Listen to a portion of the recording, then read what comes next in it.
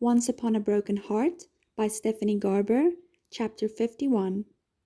Evangeline had thought Marisol betrayed her before, but she hadn't, not really. Bewitching Luke wasn't betrayal. There'd been nothing to betray. Evangeline and Marisol had lived in the same house, but they weren't really sisters.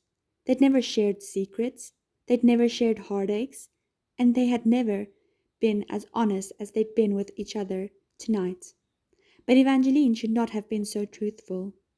Marisol, don't do this, Evangeline pleaded. Marisol's only reply was to sink to the ground and hug her knees, making herself look small and vulnerable as the door to her suite flung open. Evangeline frantically searched for an escape, but there was only the balcony. She wouldn't survive a jump, and there wasn't enough time. 2 guards, quickly followed by another pair, rushed into the room in a clatter of drawn swords all pointed at her. She just confessed to murdering Prince Apollo, Marisol lied. That's not true. Evangeline was cut off as several soldiers converged, grabbing and restraining and cutting off her words. My heart, are you all right? Tiberius burst through the open doors.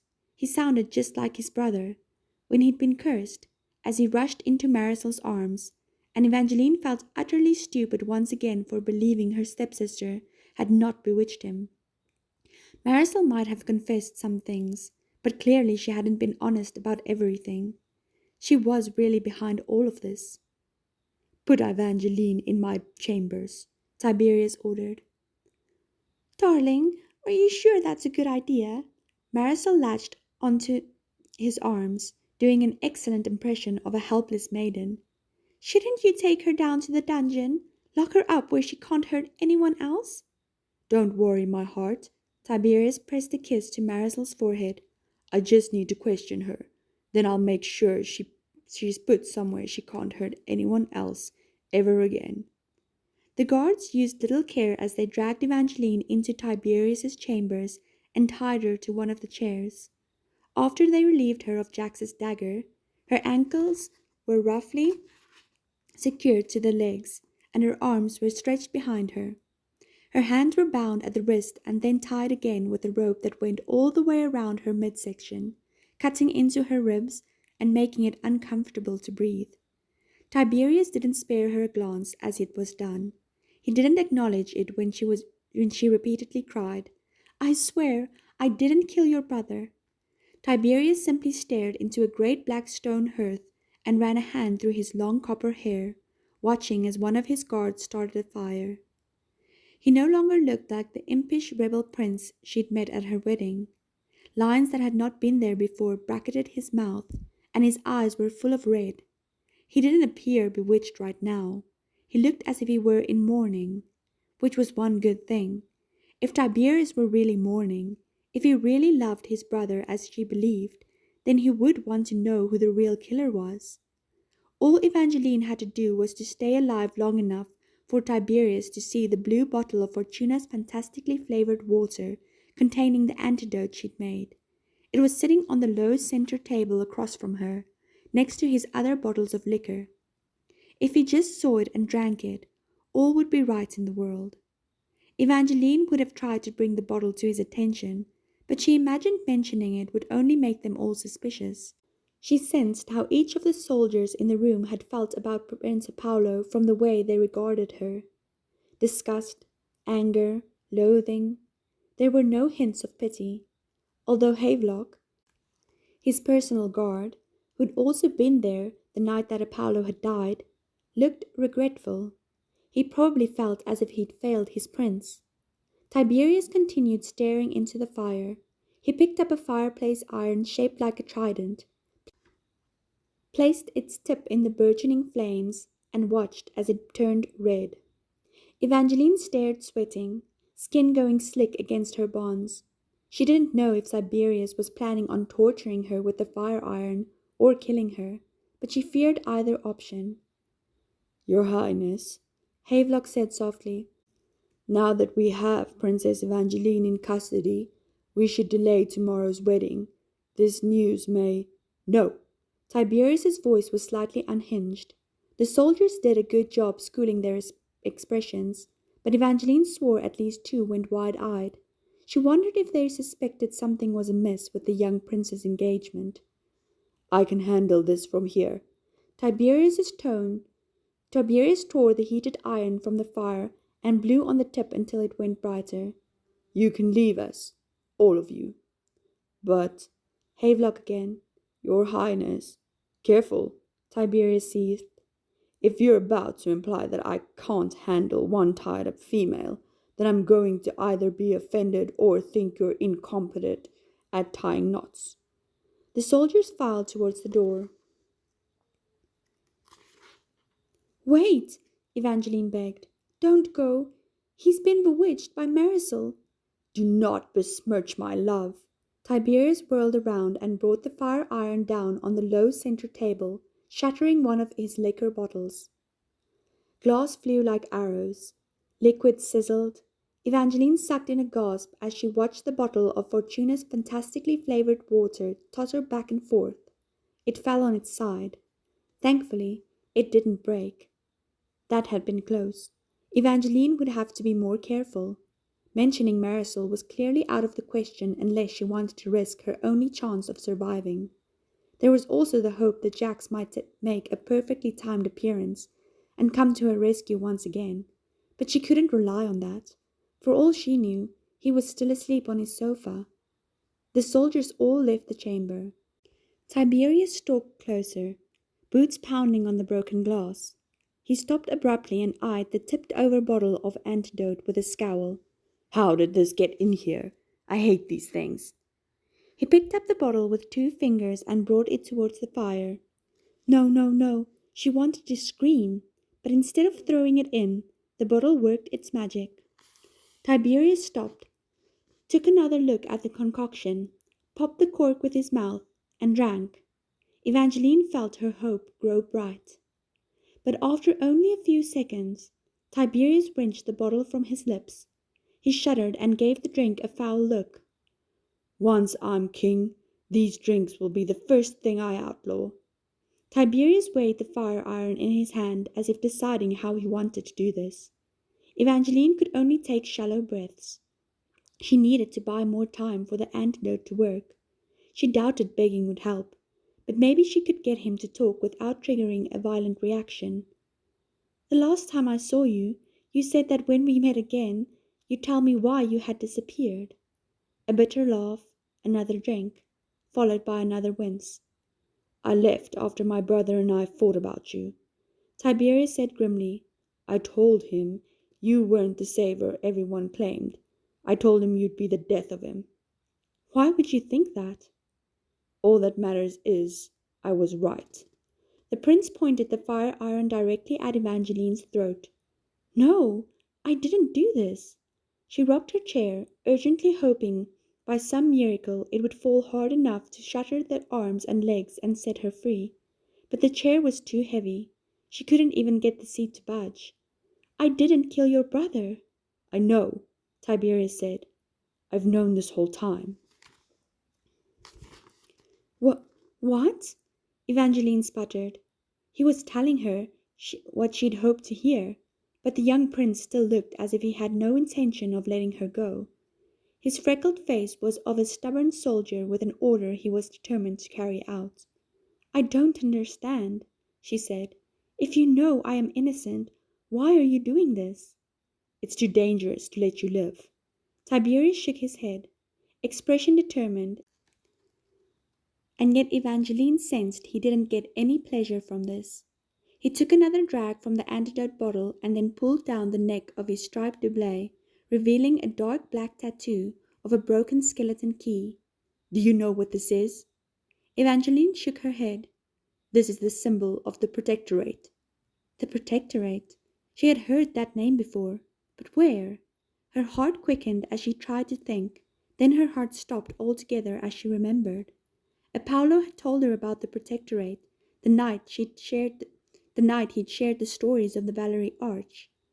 They'd been in the first version of the story, where the Valors had made something horrible. Apollo had said the protectorate was some sort of secret society responsible for protecting the broken pieces of the Valerie arch and making sure it would never be opened again.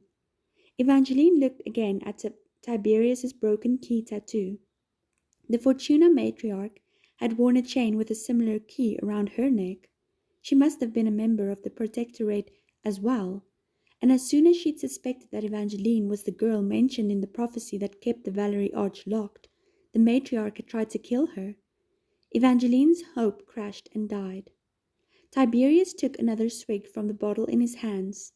Even if the antidote worked and cured him of his artificial love for Marisol, Evangeline knew that she was never getting out of this room alive. Not if Tiberius believed she was part of a prophecy that once fulfilled would allow the Valerie arch to open and release the Valor's terrible creation into the world. "I'm sorry, Evangeline." Tiberius's voice hardened, and his hands gripped the fire iron tighter, knuckles turning white. "From the look on your face, I'm assuming that what the protectorate is. You know what the protectorate is, so you know what I have to do and why." "No," Evangeline said. "I don't know how you can kill someone because of a story that's twisted by a curse. Your brother told me there are two different versions. In one, the Valerie—" "It doesn't matter which version of the story is true." A muscle popped in his jaw. "The Valerie arch can never be opened, which is why you have to die. I knew it as soon as I saw your hair. You're the prophesied key. You were born to open it." Tiberius lifted the iron once again, bringing it dangerously close to her skin. Evangeline's breathing hitched.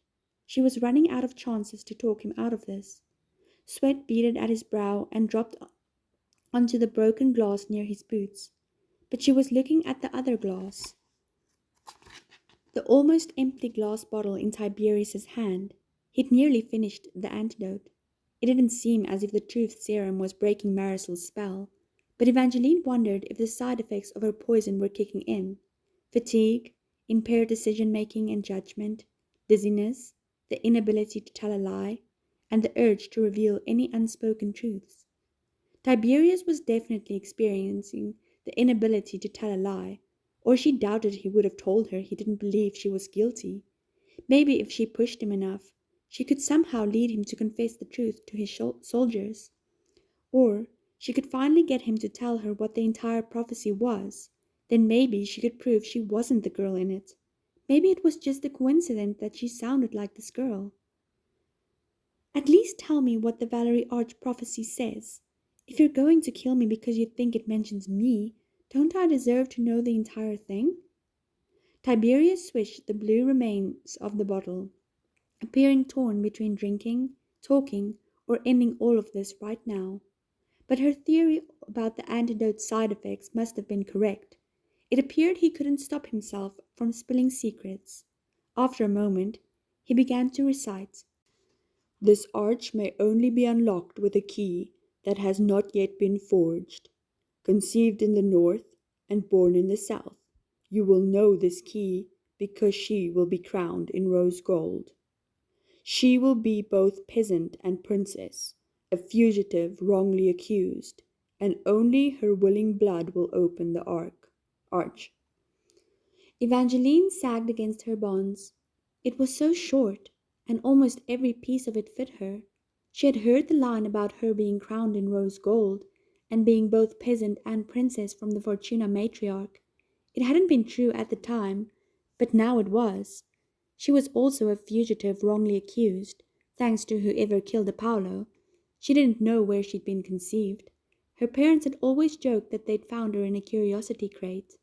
Now she wondered if there was a reason why they had concealed the truth, if they had known about this prophecy.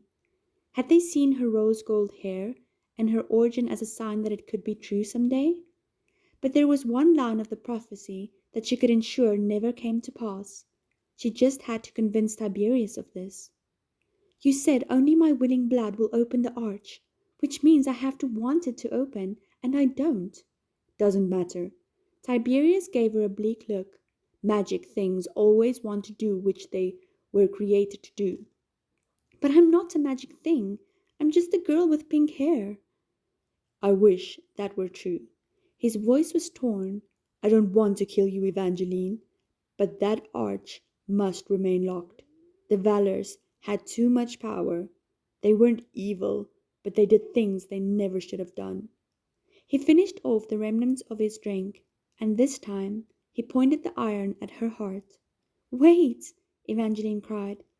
Can I have one last request? I don't think Apollo would want you to murder me. I'm sorry. I really am. But you're not leaving this room alive. I'm not asking you to spare me. Her voice cracked. If this didn't work, these could be her last words. I'm just asking you to call in your soldiers. Tell them my crimes and let one of them kill me. Your brother wouldn't want you to murder his wife. Tiberius frowned, but you could see another bout of indecision ghosting across his face. He sensed this was a bad idea, but his judgment was impaired from the antidote. He wasn't certain. Please, it's my last request. Slowly, Tiberius lowered the poker. The soldiers were called back in, but Tiberius didn't waste time with pleasantries. I need you to kill her.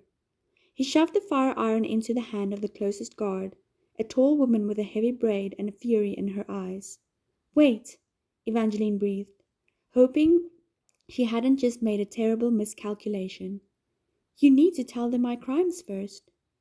Evangeline Fox, Tiberius ground out, you have been sentenced to death for the crimes of... His jaw seemed to tick. He opened and closed his mouth several times, but no words came out. You can't say it, can you? She asked. Her antidote might not have worked exactly as she'd hoped, but it was working. Additional effects of serum for truths may include the inability to tell a lie. Evangeline could have cried with joy, although Tiberius looked as if he really wanted to kill her now. What have you done? He glowered at the empty bottle in his hand. Did you poison me? I gave you a truth serum, which is why you can't honestly say that I killed your brother. Ask him, Evangeline begged the female guard with the iron. Ask him who killed Apollo. End this, Tiberius ordered the guard. She. The guard had lifted the iron, but she hesitated at the princess stammering. Can't you see? She's fed me some sort of magic. Tiberius growled, sweat beading on his brow. She's obviously, but he couldn't call her anything untrue. He keeps breaking off because he can't lie, Evangeline said. And he knows that I'm innocent. I had no reason or desire to kill Apollo. I was the person who, with nothing to gain and everything to lose, and Tiberius knows that. She's telling the truth. The prince's face turned red. Evangeline didn't kill my brother. I did.